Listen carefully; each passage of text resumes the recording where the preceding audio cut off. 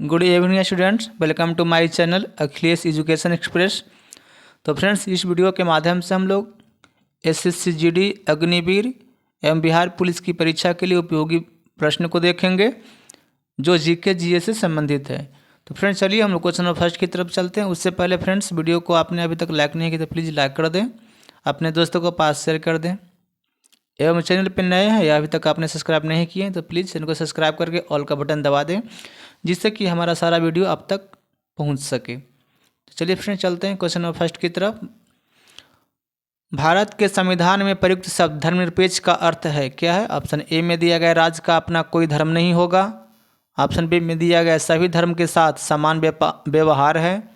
Option C में दिया गया राज्य का अपना सामान्य धर्म नहीं होता है। और ऑप्शन डी में दिया गया है ए और बी दोनों। तो फ्रेंड्स इस प्रश्न का आंसर हो जाएगा आपका ऑप्शन ए, यानी कि राज्य का अपना कोई धर्म नहीं होगा।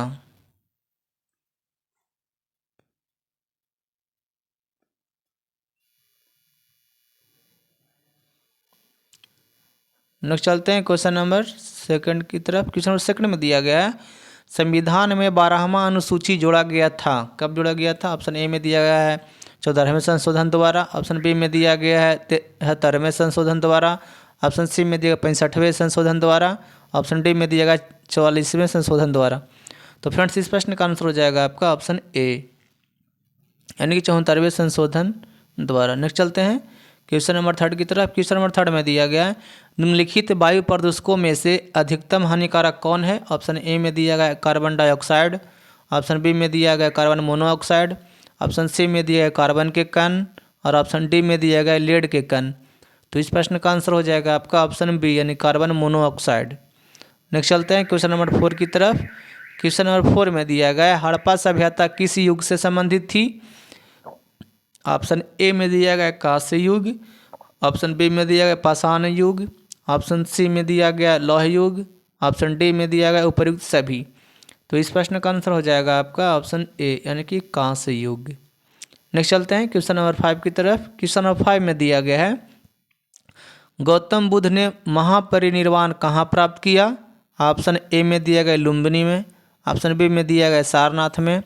ऑप्शन सी में दिया गया कुशीनगर में। और ऑप्शन डी में दिया गया बोध गया में। तो फ्रेंड्स इस प्रश्न का आंसर हो जाएगा आपका ऑप्शन सी, यानी कि कुशीनगर में। नेक्स्ट चलते हैं क्वेश्चन नंबर 6 की तरफ। क्वेश्चन नंबर 6 में दिया गया है मगध के राजा अजातशत्रु का सदैव किस गणराज्य के साथ युद्ध रहा? ऑप्शन ए में दिया गया वैशाली। ऑप्शन बी में दिया गया कपिलवस्तु। ऑप्शन सी में दिया ए तथा बी दोनों। और ऑप्शन डी में दिया किसी के साथ नहीं। तो इस प्रश्न का आंसर हो जाएगा आपका ऑप्शन ए, यानी कि वैशाली। नेक्स्ट चलते हैं क्वेश्चन नंबर 7 की तरफ। क्वेश्चन नंबर 7 में दिया गया है कंप्यूटर के प्रोसेसर की गति को निम्नलिखित में से किस में मापा जाता है? ऑप्शन ए में दिया गया बीपीएस में। ऑप्शन बी में दिया गया एमआईपीएस में। ऑप्शन सी में दिया गया ब्रॉड में। ऑप्शन डी में दिया गया हर्ट्ज में। तो इस प्रश्न का आंसर हो जाएगा आपका ऑप्शन बी, यानी कि एमआईपीएस में। नेक्स्ट चलते हैं क्वेश्चन नंबर 8 की तरफ। क्वेश्चन नंबर 8 में दिया गया है बिक्री कर कौन लगाता है और कौन वसूल करता है? ऑप्शन ए में दिया गया केंद्र। ऑप्शन बी में दिया गया राज्य सरकार। ऑप्शन सी में दिया गया स्थानीय राज्य। और ऑप्शन डी में दिया केंद्र और राज्य दोनों। तो इस प्रश्न का आंसर हो जाएगा आपका ऑप्शन बी, यानी कि राज्य सरकार। नेक्स्ट चलते हैं क्वेश्चन नंबर 9 की तरफ। क्वेश्चन नंबर 9 में दिया गया है नदी के बहाव की दिशा के परिवर्तन के कारण बनी हुई झील को क्या कहते हैं? ऑप्शन ए में दिया गया लैगून झील। ऑप्शन बी में दिया गया पलाया झील। ऑप्शन सी में दिया गया घाटी झील। और ऑप्शन डी में दिया गया गोखुर झील। तो इस प्रश्न का आंसर हो जाएगा आपका ऑप्शन डी, यानी कि गोखुर झील। नेक्स्ट चलते हैं क्वेश्चन नंबर 10 की तरफ। क्वेश्चन नंबर 10 में दिया गया है खुले बाजार की क्रियाएं एक हिस्सा है क्या है? ऑप्शन ए में दिया गया मौद्रिक नीति का। ऑप्शन बी में दिया गया राजकोषीय नीति का।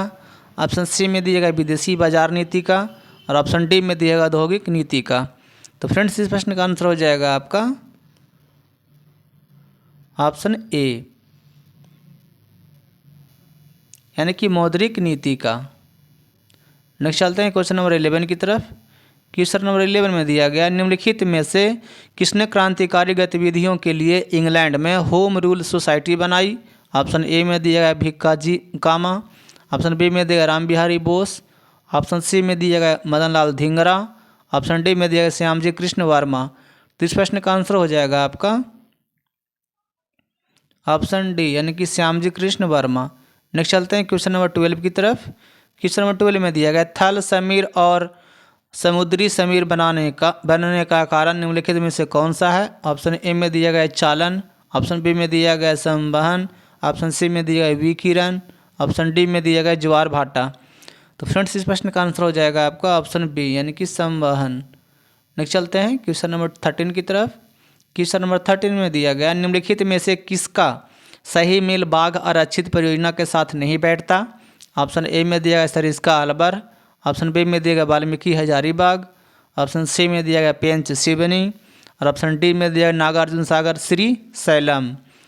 तो इस प्रश्न का आंसर हो जाएगा आपका ऑप्शन बी यानी कि वाल्मीकि हजारीबाग। नेक्स्ट चलते हैं क्वेश्चन नंबर 14 की तरफ। क्वेश्चन नंबर 14 में दिया गया है मुहम्मद बिन तुगलक निपुण था किसमें। ऑप्शन ए में दिया गया कला में, ऑप्शन बी में दिया गया संगीत में, ऑप्शन सी में दिया गया सुलेखन में और ऑप्शन डी में दिया गया दर्शन में। तो फ्रेंड्स इस प्रश्न का आंसर हो जाएगा आपका ऑप्शन सी यानी कि सुलेखन में। नेक्स्ट चलते हैं क्वेश्चन नंबर 15 की तरफ। क्वेश्चन नंबर 15 में दिया गया है माध्यम के तापमान में वृद्धि के साथ प्रकाश की गति क्या है। ऑप्शन ए में दिया गया बढ़ती है, ऑप्शन बी में दिया गया घटती है, ऑप्शन सी में दिया गया वैसे ही रहती है और ऑप्शन डी में दिया गया है सहसा गिर जाती है। तो फ्रेंड्स इस प्रश्न का आंसर हो जाएगा आपका ऑप्शन ए यानी कि बढ़ती है। नेक्स्ट चलते हैं क्वेश्चन नंबर 16 की तरफ। क्वेश्चन नंबर 16 में दिया गया है गांधी जी ने 1924 में कांग्रेस के किस अधिवेशन की अध्यक्षता की।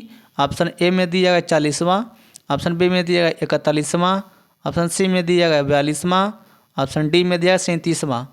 तो इस प्रश्न का आंसर हो जाएगा आपका ऑप्शन ए यानी कि 40वां।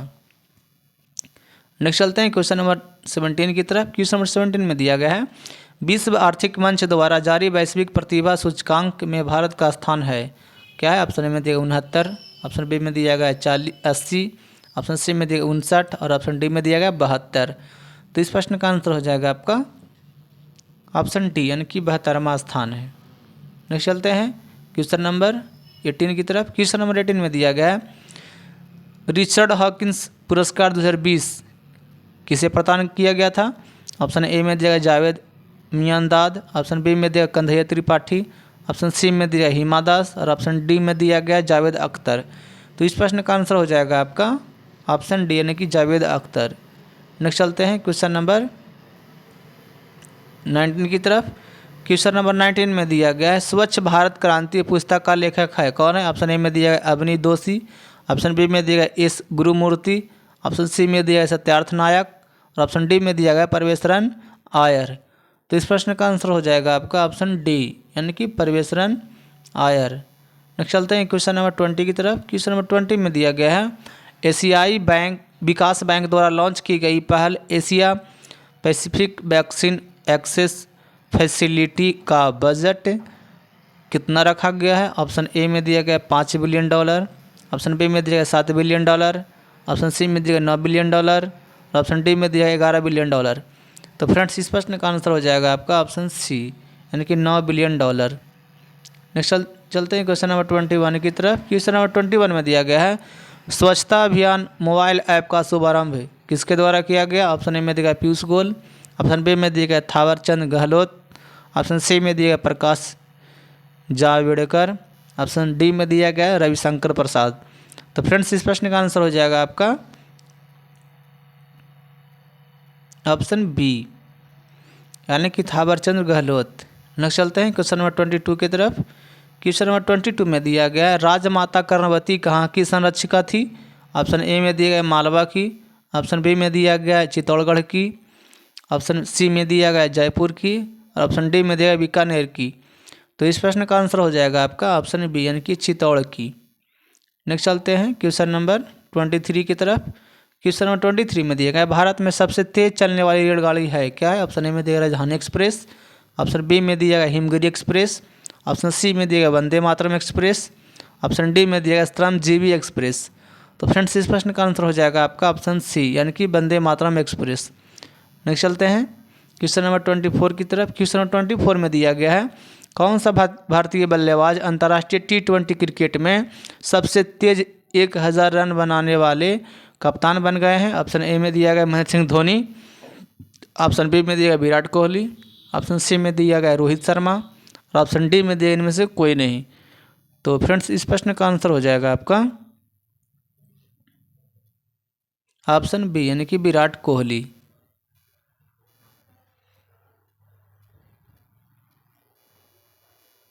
नेक्स्ट चलते हैं क्वेश्चन नंबर 25 की तरफ। क्वेश्चन 25 में दिया गया है दूध को पाश्चुराइजेशन किया जाता है। ऑप्शन ए में दिया 15 मिनट के लिए 100 डिग्री सेल्सियस पर, ऑप्शन बी में दिया 30 मिनट के लिए 82 डिग्री सेल्सियस पर, ऑप्शन सी में दिया गया 20 मिनट के लिए 72 डिग्री सेल्सियस पर और ऑप्शन डी में दिया गया 30 मिनट के लिए 62 डिग्री सेल्सियस पर। तो फ्रेंड्स इस प्रश्न का आंसर हो जाएगा आपका ऑप्शन डी, यानी कि 30 मिनट के लिए 62 डिग्री सेल्सियस पर दूध को पाश्चुराइजेशन किया जाता है। तो फ्रेंड्स इस वीडियो में टॉप लूसेंट का 25 प्रश्न थे। आप लोग को यदि ये वीडियो अच्छा लगा हो तो फ्रेंड्स लाइक कीजिए, अपने दोस्तों के पास शेयर कीजिए, एवं चैनल पे नए हैं या अभी तक आपने सब्सक्राइब नहीं किया है तो प्लीज़ चैनल को सब्सक्राइब करके ऑल का बटन दबा दें, जिससे कि हमारा सारा वीडियो आप लोग को दिख सके फ्रेंड्स। चलिए फ्रेंड्स, थैंक यू, जय हिंद, जय भारत।